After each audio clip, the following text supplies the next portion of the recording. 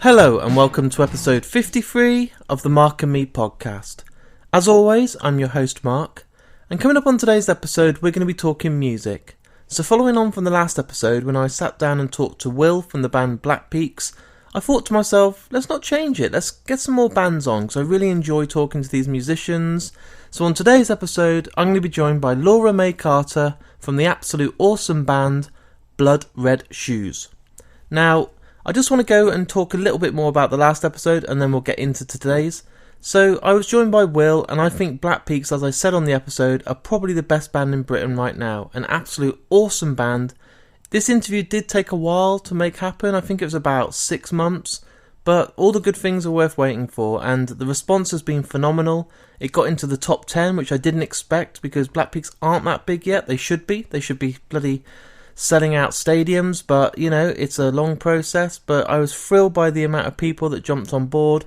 I was loving reading people that had listened and never heard of Black Peaks and have now gone and got the album and absolutely love it. And if you haven't and you're still listening to this now, you need to go out there and get everything that Black Peaks have released because it's absolutely awesome. And again, I've seen people that have bought tickets and have tweeted out, and it's great to see the band interacting with these people as well that listen. So a really, really good episode. But as ever, we have to move on, and today's focus is Blood Red Shoes. Now this band, I'm not going to claim that I've been a massive fan all my life, because I haven't. They've been going a decade now, they've had a number of albums out, and it's only recently that I got into them. I went to a gig and it was Alice in Chains in Leeds last year, and this support band came on, and I just instantly was blown away. You know when you're kind of mesmerised by something, you just, what's that sound? You looked and you just couldn't look away. It just captured me, and from that moment I just thought, I really want to speak to this band and get them on Mark and Me. And as always, things take a while, but here it is, and I'm absolutely thrilled with it. I've only just got the album because it only came out last week, Get Tragic, and I recommend it to everyone. It's a phenomenal album, the production is superb, and it's a huge jump in the band in the way of dynamics and loads more layers, and it's a really, really solid album, and it's definitely going to be a contender for my album of the year, and we're only in January, so go out and check that out. It's on Spotify, or go and buy it. You know, go on the band's website, because these bands work hard, and it's about buying the albums that mean they can then tour, and then they can do more albums, and they're not on these huge labels where they get loads of money. They are literally working very hard to make more music, like I do with this podcast, so go out and support them. But what I want to do now is get straight to the interview. So I was lucky enough to sit down with Laura May Carter, and I'm absolutely blown away by this interview. So here it is. Here's me and Laura from Blood Red Shoes. Okay, so thanks for joining me today on the Mark and Me podcast. No problem. Nice to be here. Thanks for having me. My first question is growing up. So obviously when you were a kid, was it a band you wanted to be in, or was it later on in life that you kind of got into the music? It was really early on. I think I wanted to be in a band. From when I was about 12, I think. And I ended up starting my first band at 14. Cool. So it's been I don't remember what else I had in mind. I don't think I ever had anything else in mind for a career. I think when I was 8, I saw Elastica on a video, and I saw Leslie Pushman with a Telecaster guitar, and I was like, that's what I want to do. That was it, you just knew. Yeah, I didn't learn guitar till way later, but I was singing in a band from 14. Yeah, and I just taught myself guitar later on. But I can't remember anything else that I wanted to be, so that was it. So you said you saw Elastica and stuff. What was the sort of bands that were in your record collection? Were you a fan of stuff like Nirvana and stuff like that, or heavier, or...? Yeah, I mean, I was like, I don't know how old I was when Nirvana was around. I was really young, so it wasn't like I knew about them, but I have a sister that was like a teenager in the 90s, so all her music I just took on because I thought she was really cool, and I just started listening to Nirvana and stuff. And then I think through Nirvana I found Hole, and then once I found Hole, then it was like a whole other world of like riot girl bands that I just ended up just gravitating towards and being like, I want to do that. So it was a lot of grunge, in my record collection, and then I don't know, like what else? I love Michael Jackson growing up, and Madonna and stuff like that too. So I liked pop music as well, but I just thought it was really cool, like my sister liking grunge music. So when you're 14 and you're sitting there forming a band, was it stuff like Hole, you said, but was it stuff like The Breeders or stuff like Veruca Salt, where it gave you the kind of hope that you could be successful as a front girl of a band instead of the typical rock band with a guy fronting? You know what, I don't even know what I thought. I don't think I thought even, like, ahead of that. I just wanted to make music. I didn't really think about a future in it. I just wanted to do it. And I remember my friend Hannah and I were in a class and we heard that there was going to be Battle of the Bands, and we were just like, we had a week to do it, to enter into this Battle of the Bands. And we were like, right, we have a week, we're going to do this. And she had just got a guitar for Christmas, so she was learning some chords, and I was like, I'll sing, you play guitar, we'll find someone to play bass and a drummer. And we did it, and we played. We don't know what it was like, but we did Battle of the Bands, and then we carried on from there, and members changed, and we did all sorts of stuff. But that was like the first show that I ever did, was at our school. But yeah, I don't think that I really thought so much. I just thought I want to play guitar music. I didn't think about a future. I just wanted to play. I just wanted to make music. I was looking today, and you didn't actually own a guitar for quite a while. You just kept borrowing loads of friends. Is that right? Yeah. In that instance, I borrowed. I didn't play guitar then, but when we got further down the line with the band, I ended up borrowing the bass player had a guitar, so I'd borrow her guitar. And then if I was in a different line out, like someone else would have one, I borrowed that. And then, so when I started the band with Steve, he used to play a guitar in his old band, so he went on drums, and I was like, okay.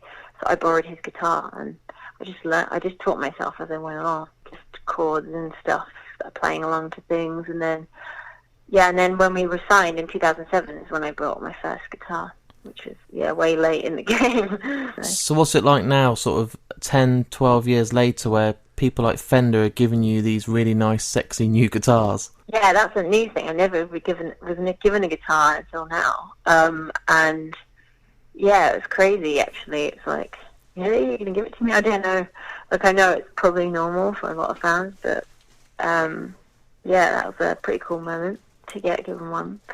I've always used Fender. I've always been a big fan of Fender stuff, probably because I taught myself to play guitar on a telly. But yeah, I have other stuff that I just got on eBay. None of my stuff's particularly expensive. I'm more about the feel of something, and if something sounds good, it doesn't matter what it is or how old it is or where it came from. I like kind of one-off stuff. So like I've got this really cool guitar that I found on eBay that I had no idea what it'd be like. But when I plugged it in, I wrote An Animal, which is one of our popular songs from our last album. Just like instantly just wrote the guitar line.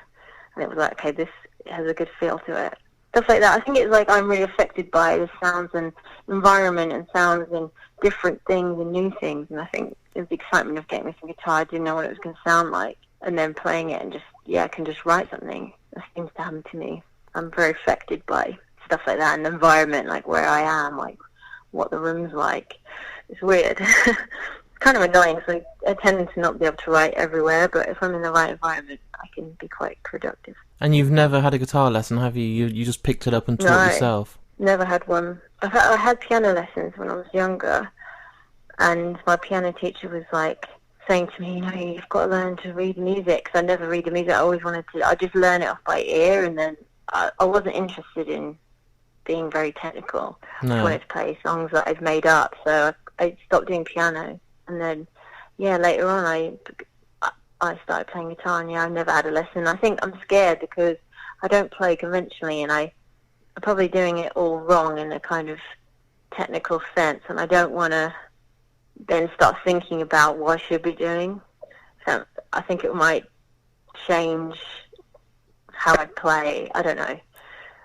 I don't really feel the need for one, I guess. Well, the thing is, it's worked for a decade, and you don't want to worry about someone in the crowd going, oh, that power chord isn't quite accurate, you're using the wrong thing. They're like, fuck it, if it sounds good and it's used songs for 10 years, just carry on. Exactly, yeah.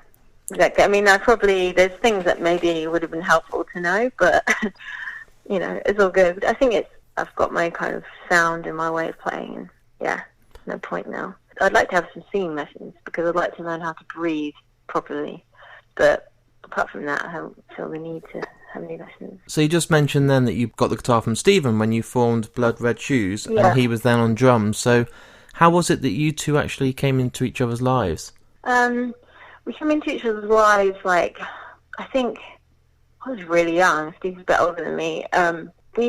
I was trying to remember this because I was writing about it in a interview the other day, and I think this is the moment I met him, and it was actually in a squat in Brixton, and it was my friend's squat, and they were putting on shows, and his band played. So I was already there, and I remember meeting him, and I liked his band. I thought they were cool, and they were playing with a band that I knew, and yeah, I remember like it was kind of one of those nights where a lot of people there were straight edge, and his band seemed to be straight edge. And I remember he came up to me and he was like, what are you drinking? And I thought he was judging me for drinking alcohol. So I remember putting it behind my back, being like, nothing. And then it turned out he just wanted some because the rest of his band was straight edge, but he definitely wasn't. So that's like how we met. And then I think my band played in Brighton, and he worked at the venue that I was playing. I was like 16 or something, and yeah, we just kind of kept bumping into each other, like, in that sense. And then eventually we played some shows together in London, because he lived in Brighton, I lived in London, and we just started talking on email. I remember not being that keen on him at all. I just thought he was a bit annoying, and but I remember thinking he likes all the same sort of music that I like, and I think I could make music with him. I just had a strong sense that we could probably do something quite good together. And he seemed quite driven, and I was getting progressively frustrated with my band because I was the only one that was really pushing it and wanting to rehearse and like wanting to take it a bit more seriously, and they weren't really. So I knew that he had that same thing in him that I had. It's like I could just sense it. And when I found out that his band broke up, I insensitively just emailed him that day. It was like, do you want to have a jam? And so we did. And so it took a long time for us to actually be friends, but we started making music before we were like proper friends or knew each other. And yeah, that's kind of how we met. Just in that scene, I think it was like the underground punk scene. You tend to sort of cross paths with people, and he was just one of the people I did. It's pretty cool as well that he's from Brighton. I mean, it's a great area, it's a good scene. Recently we've had bands like Black Peaks, we've had Royal Blood, you know, there's some really good bands coming from that area now, and it must be nice to be associated and part of that kind of music scene and culture right now. Yeah, it's funny because I never think about it now. Like, I remember when I mean, I didn't grow up there, but I did move there for a while to do the band, because Steve's a Brightoner and he loves Brighton, and he's always going to be there, so we rehearsed there and all like areas there. So I used to travel up all the time, and then I was like, no, I'll just move here for a while. So I did. And I remember back then, it was a great music scene then. It was like Bat for Lashes. We used to play shows with Natasha, and it was like, it's really different styles of music. And so to me, it's always been quite a great music place. But yeah, but now, like, even bands like Slaves have moved there, and it's just become, yeah, it's quite a hub. I think it's really good if you're a band, because it helped us a great deal, because you end up obviously knowing everyone and you can kind of help each other, but also in terms of rehearsing and stuff, because it's a town that you can walk everywhere, it just saves you money, it saves you time. It's just like quite convenient and not far from London. It's just, yeah, it's a pretty good place if you want to like, you know, if you're starting out with your band and you need to like be doing a lot of stuff but don't have a lot of money. I feel like it's a lot of money to live there, but in terms of rehearsing and all these things, it was pretty handy. Plus the seaside's there, so if you want to just go and sit by the sea with a notebook and write, that's probably the most peaceful place to go. Yeah, that's true. Not in the winter, it's freaking freezing. Forget that.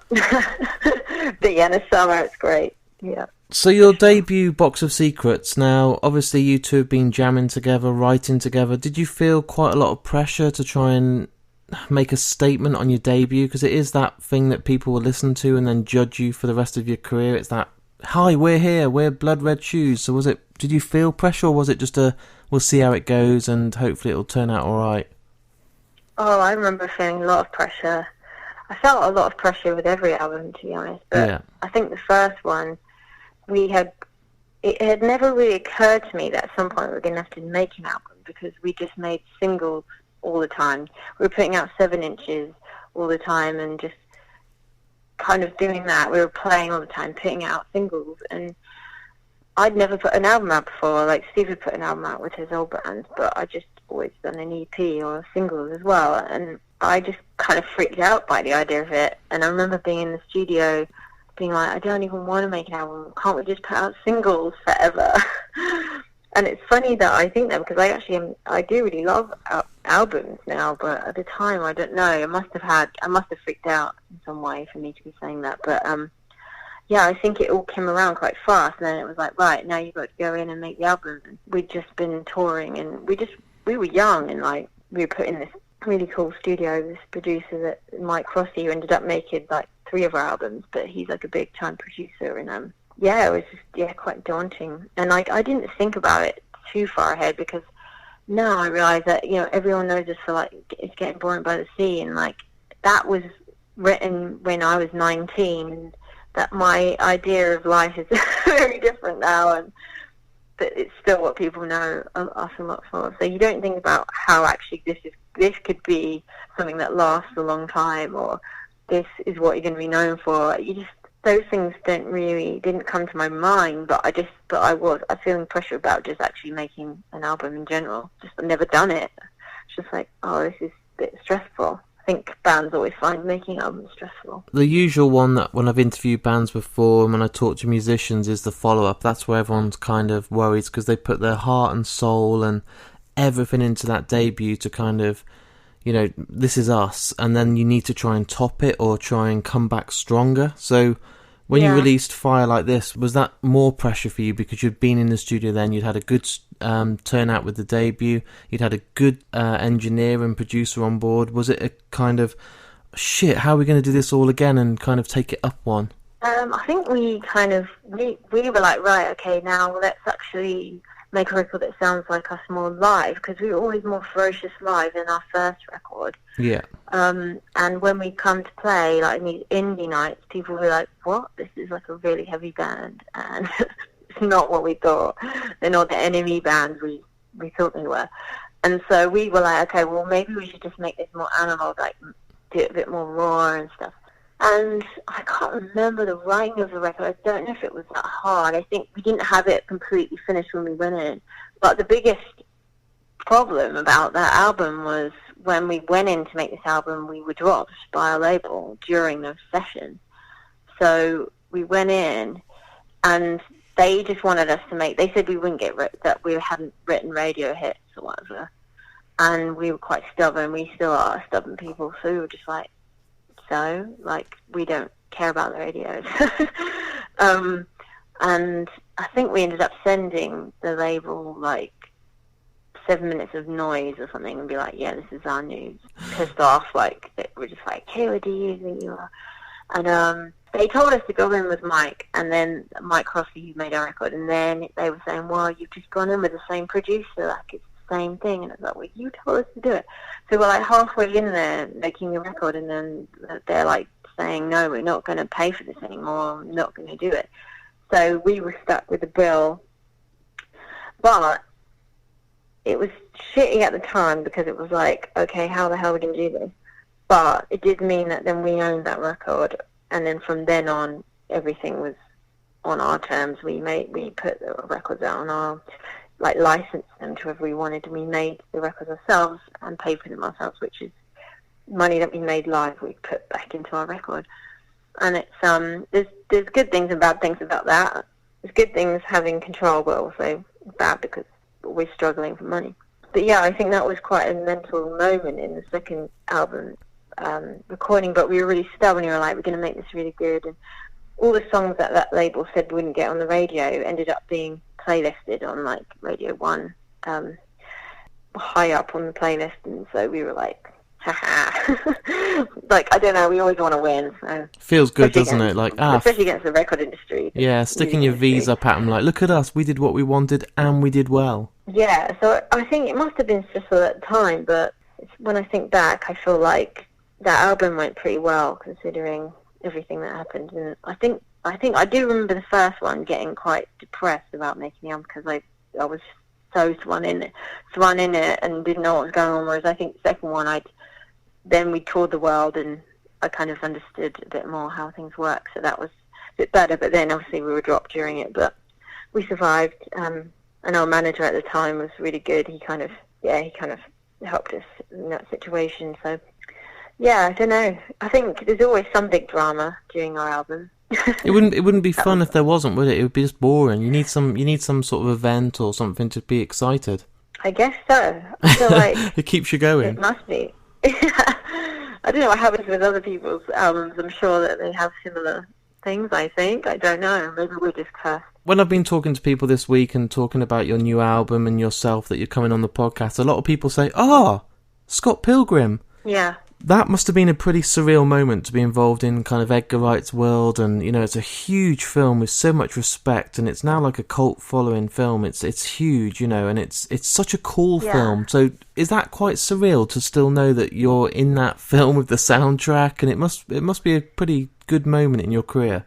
Oh yeah, it totally was. And funny, I was literally just before you rang, I was just texting with Edgar Wright. He's become a quite good friend of mine, and it was amazing. He actually came to one of our shows to kind of research that film, and I remember him telling me about the film, and I was like, oh, wow, that's really cool. And I remember when we got told we were going to be in it, and it didn't quite click until it actually came out, and we were at the premiere, and I was like, wow, this is really cool. And I realise now what a cult film it is, because everywhere we go, especially in the States, you know, people are coming to our shows purely on the fact they saw that film, saw we were in that soundtrack.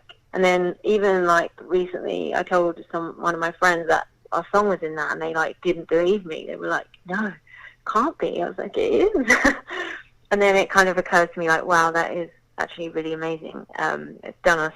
I mean, it's "Roaring by the Sea," which again is an old song, but and I can't really listen to it because it's like listening to my teenage self. But I appreciate that people like it, and yeah, it's amazing to be in that film. It's such a cool film. I love his films anyway. It's amazing, and Spaced is my favourite TV show of all time. Yeah, it's so great. Yeah, that's cool that you're just sitting there texting Edgar Wright, like, "Hi mate, how you doing? Yeah, not bad, cool." That's pretty cool. Yeah, I was thinking if he wanted to come to the show, and I was going to send him one of our records because I want him to have one, but yeah. So you just mentioned then you want to send in one of your new albums. Now, Get Tragic is out, and when people are listening to this, it'll be out already, but it's out right now on Friday for us. So it must be quite a nervous time for you, because it must be exciting, but it's also, again, you're probably thinking, I hope it does well, and it's getting quite good reviews that I've seen so far. I think a lot of places have given it sort of 5 and 4 stars, which is great. But you've worked with Adam Greenspan, and obviously he's worked with Arcade Fire, Nick Cave, the Yeah Yeah Yeahs, so you must be pretty chuffed to get that kind of production on this album. Yeah, it was really cool. I think it's funny with our band, like, we've been around a long time, and we have, like, our hardcore fans, and people, you know, I think do respect that we've been working hard for this time.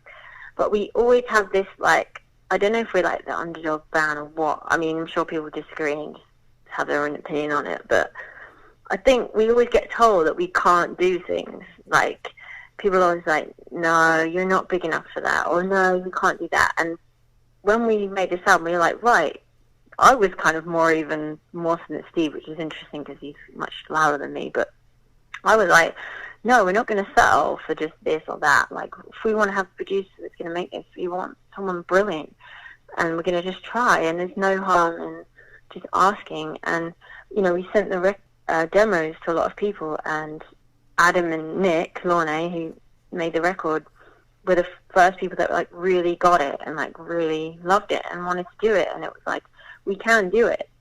And I think it's just surprised a lot of people around us, because I just think sometimes you get put in a kind of box and people just think, I don't know, it's an interesting thing, music, because some bands seem to just be on a pedestal, and others, you know, you have to work for every little bit and prove yourself for every little bit, and that's what I feel like we are.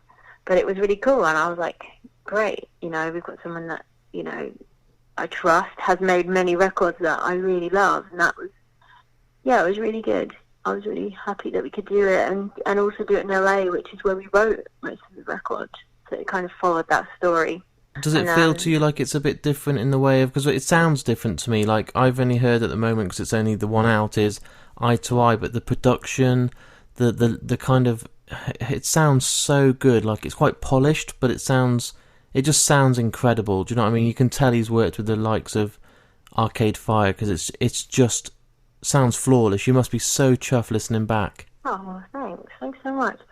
Yeah, it's funny because like it was a real collaboration because we are quite hands-on with everything, but a lot of the stuff that we made in a garage has been kept on this record, you know. Yeah. And the thing that was really cool was Nick and Adam, when they listened to the demos, were like, you don't actually need to redo this. If you redo this, it's losing the vibe. And I think they really understand, like, not to kind of overkill something, which I think isn't the case with a lot of producers. They want to obviously make their mark, but they were like, we can't get this any better, so let's like keep that, and then we'll just do this better. And it was things like that I think they really understand how to keep the vibe, which is so important to me, which I feel like can be lost in some of the things that we've done before. And then obviously in terms of the synths and all the extra stuff, like Adam was really good at understanding that more so than we do, because it's like a new world for us. Yeah, and Adam mixed it as well, and he's brilliant at that. Everything I've heard in mix has been awesome. So yeah, it doesn't sound, if you actually listen to our albums back to back, it is quite a big change.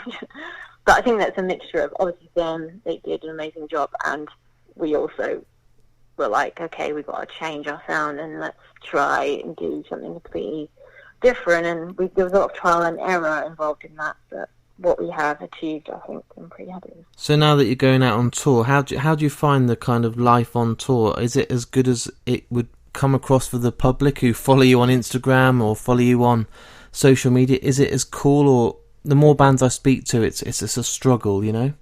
Yeah, I mean, it depends. Like, we haven't done it properly for a while. We've been touring the States quite a bit, supporting some other bands, which is great, and it's good because it's much more lo-fi, and we've been doing it like just me and Steve and one guy, and just traveling through the States, entire back and forth of the country, and that's really good for grounding you and kind of getting back, and that was really good to get back on the road. But in terms of our own shows, we haven't actually done our own shows so long. I'm so excited, and I think I just want it to go well, and I'm not worried about all the other stuff. I just want to do it. I think once you've not done it for a while, you start to appreciate it.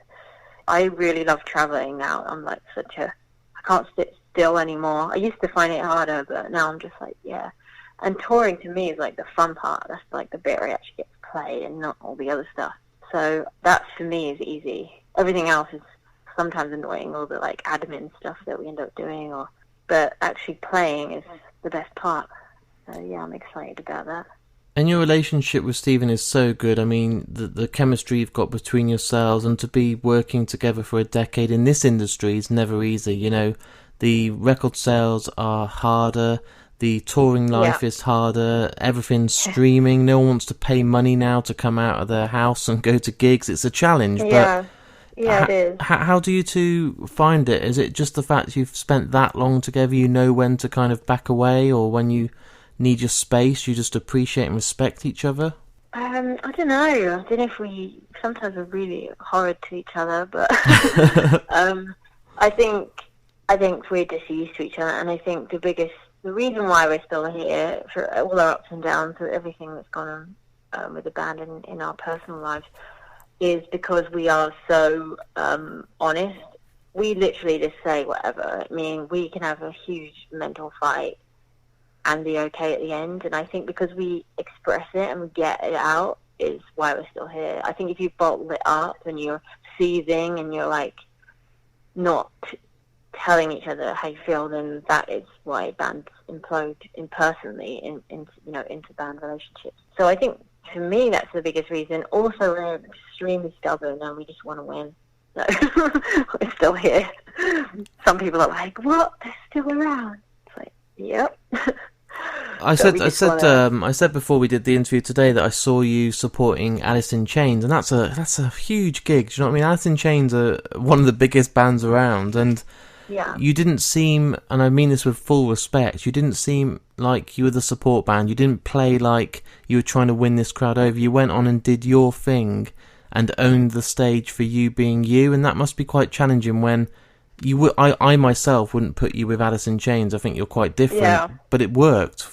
You got a good reaction. You must have been buzzing with those support slots. Yeah, I was actually, because I didn't know what to expect, and they're such a legendary band. I was like, wow, well, that's awesome. And it really helped that actually the band themselves was so nice. Yeah. They were and the crew were they were like one of the nicest band and crew that I've come across in that kind of realm of legendary band. And so that really helped, made us feel at ease. And I think they were just like, yeah, just do your thing. And it was like, yeah, that's a good point, just what we're going to do. We don't sound anything like them. So we either come on and just try and cater somehow to these people, which we have no idea how to, or just do what we do. And then, it was really fun. I really enjoyed it, actually. We played at Shepherd's Bush the next night from... Where was it? You saw I think it was Leeds, yeah. And we did Shepherd's Bush, and I love that venue because that was the closest venue to where I grew up. And that one was really good as well. They were both really fun. And so, I don't know. I think I wasn't really daunted by it. It was just like, let's just do it and see what happens. What's the worst thing that can happen? They just don't clap. Yeah, that's it, yeah. And you've got a big, busy summer. You're now touring, obviously, your headline. You've got the album coming out. I'm sure you're going to be doing festivals. Is that the best thing? Is that, like, playing with all these amazing bands on these stages and getting to spend weekends within music? Is that kind of the dream for you? Is that when it feels like this is why it's all worth it? Yeah, definitely. I think that's really fun. And I think it's, it's like actually the last few shows we've done, we did 2 small shows about a month or so ago. Before our tour now, just to like kind of give fans something like a really intimate show.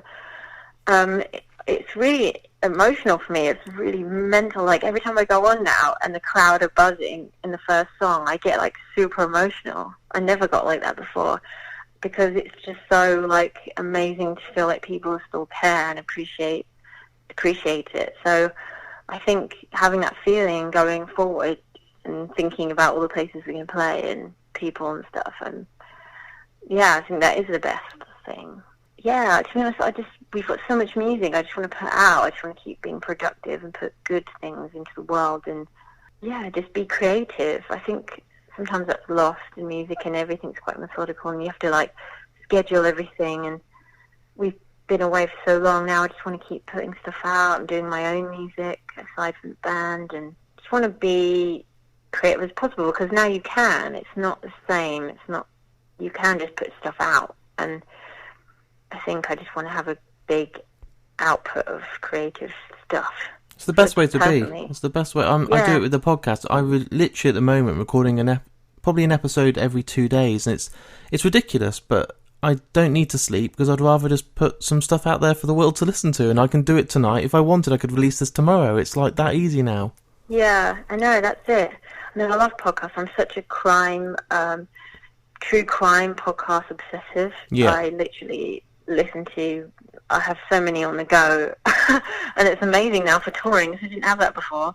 Now I can be like listening to podcasts. You're going to listen to this one. You're going to listen to all my last 50 episodes, I hope. Yeah, I'll listen to the last ones. I don't think I'll listen to my own voice because I'll probably cringe. And one thing I was listening to today, I've been obsessed with Eye to Eye. I keep going on about it, but I just love the harmonies, I love the production, I love the electric bits, I just love it all. When I was listening to it, I was thinking, how are these two going to put this on stage and make it work, because it's one of those things where it sounds absolutely phenomenal in your earphones and you think, God, it sounds great, but do you struggle with kind of making that work for just the drums and you on guitar with a synth or some keyboards? How would you make that kind of transition to stage? Is there stuff that needs to be minimalised or stripped down? Well, we discussed this and we were like, we've always been pushing it. Every album is like, how many pedals can I possibly do? Yeah. Like, how many can I have? And that's why we have 2 more members now. Yeah. And so for the new album, we've got 2 extra people coming on and playing with us. So we have Hannah on bass and guitar, extra guitar sometimes. And we have various different people, but right now we have James, the drummer from Tiger Carpet Band. He is playing samples and extra percussion and all the little bits that are on the record that we want to have play live as opposed to us putting on a backing track, because that would be what it would come down to. Yeah. It was just us 2. There's no way we could do it justice.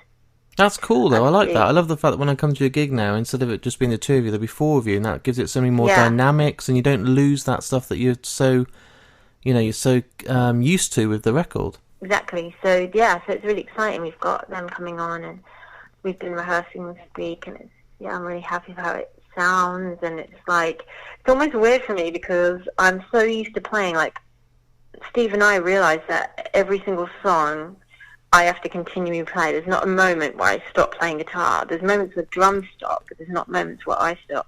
So I've never had a moment to not be playing. And these songs, there are moments where I'm just singing, and it's almost like, so it must be like a drummer all of a sudden standing up in a show. It's really bizarre. I think I'm going to get used to it and love it, but right now I'm like, wow, there's all this space. I didn't know what I'm doing. But yeah, it's going to be good, and I think we've reinvented a few old songs with the extra two people as well, just to kind of have them do a bit more in it. And we'll be two on a couple of old songs, but also reinvent a few old songs with them, just to kind of tie it all together with the new record. One question I ask every guest that comes on, it doesn't matter if you're an actor, a film director, a band, but what advice do you give for people that are trying to make it now? Because I've been in a band, and I did some good stuff. I got to support Ruben and stuff, so for me I was like, wow, this is great, but it's tough, isn't it? It's a tough industry, and there isn't overnight millionaires anymore. There aren't the record sales that there were in the 80s.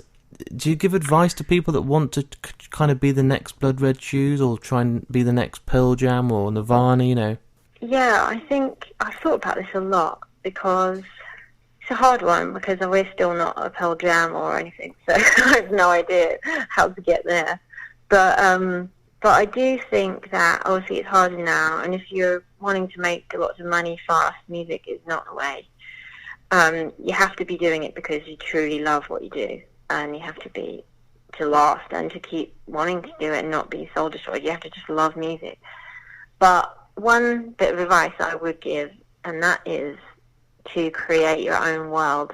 And I think nowadays everyone is very kind of, not everyone, but you see a lot of sheep mentality and people jumping on things because someone else thinks it's good. And I think now you really can create your own world and just keep going and doing your own thing, and others will follow you. And I think for me that's the biggest thing, just not worry about what other people think, not worry about that. Once you start thinking about that, that's when things go wrong. You just do what you want to do, and you keep being productive, keep doing stuff, keep just evolving your sound, or playing with other people, doing loads of different things, and create your own world, whatever that is. You can do that now with everything. Arts, I mean, people, bands aren't just bands now. They're doing all their social media, they're doing all their videos, they're doing, all these creative other aspects of being a musician now. And I think keep doing that, keep making your own world, keep being productive, putting out art, and keep doing it, and people will follow you. I love that. It's that's my good. advice. It's good because, like you said, there's a lot of bands do their own photography and own music videos, so it must feel so homegrown, and you own it, and you can have that full creative control.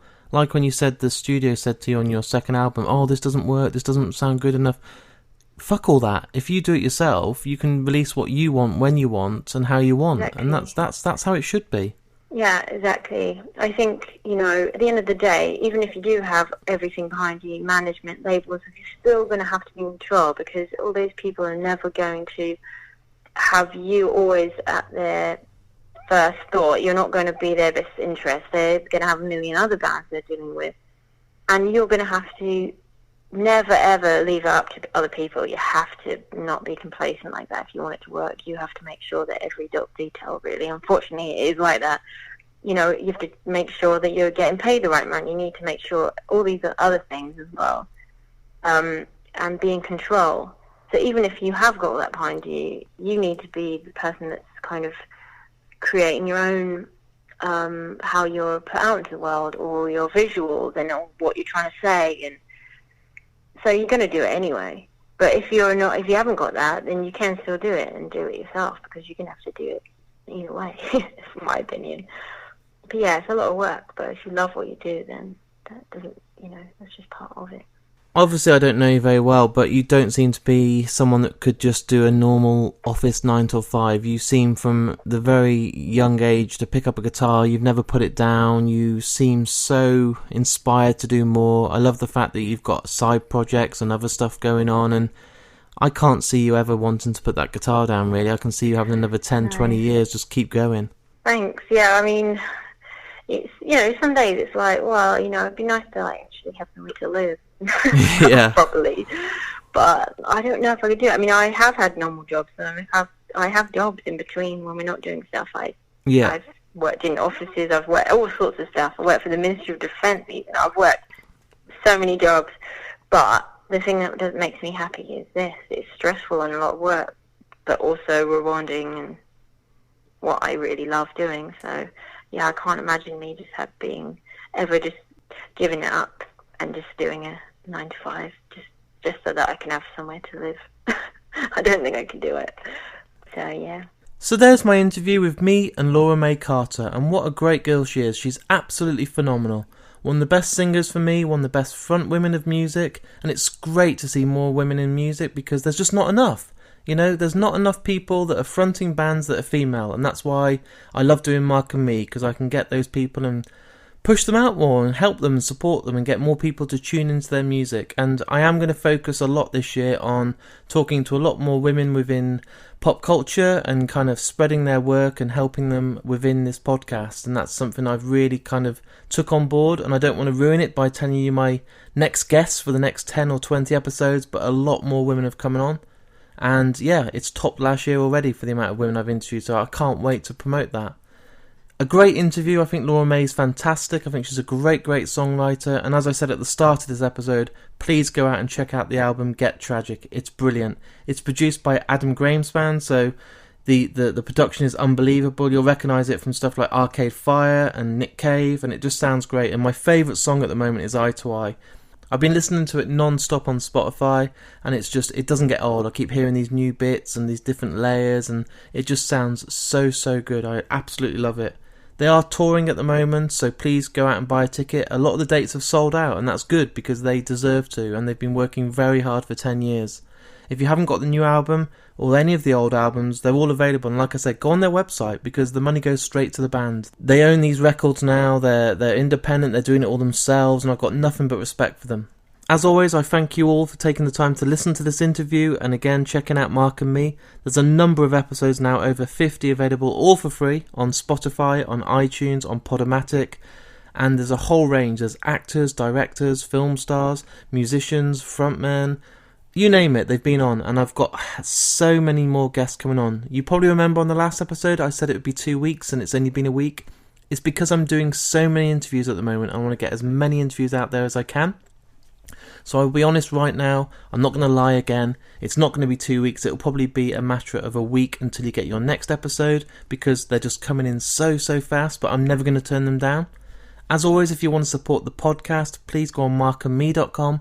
On there, there's links to my Twitter, my Facebook, my Instagram, and most importantly, my Patreon. Even if you just give me the equivalent of like 70p a month, it helps. It means I can go out and do more interviews like this. I can travel the country and do more face-to-face interviews, which is what I enjoy the most. And in return, I do give prizes away. There's some good chances to win t-shirts and Funkos and badges and loads of different stuff, because I want to give back and say thanks to all the support I get on Patreon. I will be back in a week, and in the meantime, go out and check out everything by Blood Red Shoes. Go out and listen to Black Peaks. Keep supporting podcasts. Keep listening to music. And hey, I'll see you all in a week's time.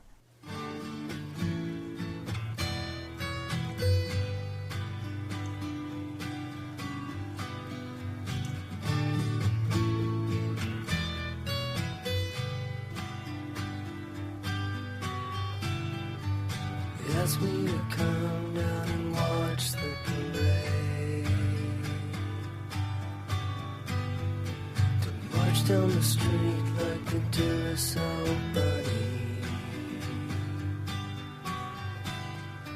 the waking away from the cavalcade,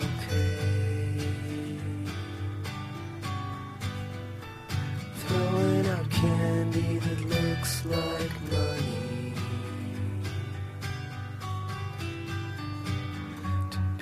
Passing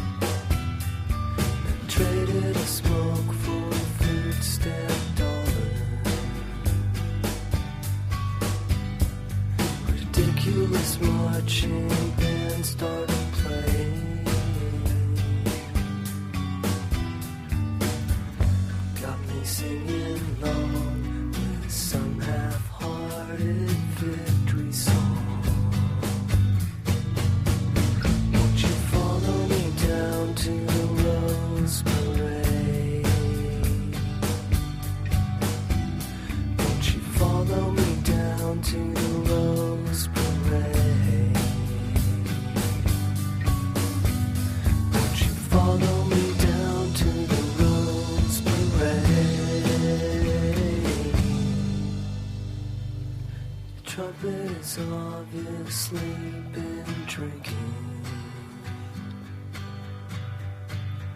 'cause he's fucking up even the simplest lines.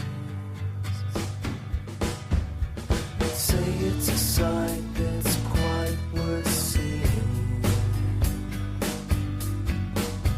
It's just that everyone's interest is stronger than mine. When they clean the street, I'll be the only shit that's left behind.